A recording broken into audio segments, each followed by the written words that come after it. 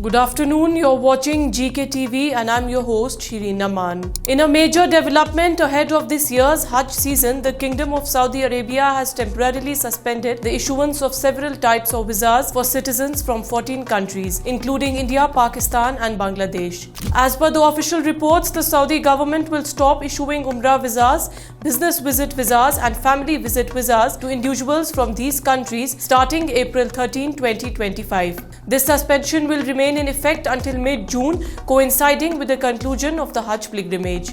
The move comes as a part of Saudi Arabia's efforts to manage crowd control and ensure the safety of pilgrims during one of the largest religious gatherings in the world. Authorities have clarified that this suspension does not apply to those travelling with official Hajj visas.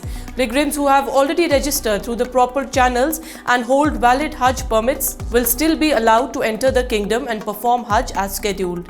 The decision was made in response to concerns to some individuals using Umrah or visit visas to enter the country and then overstaying illegally in order to participate in Hajj without proper authorization. This practice not only violates visa regulations but also contributes to dangerous levels of overcrowding at the holy sites. Last year, during the 2024 Hajj, a large number of deaths were reported due to extreme overcrowding and an intense heat wave. In light of that tragedy, Saudi authorities are taking extra precautions this year to prevent a repeat of those incidents. The new visa restrictions are a part of a broader strategy to ensure that only those with proper documentation are able to take part in the pilgrimage.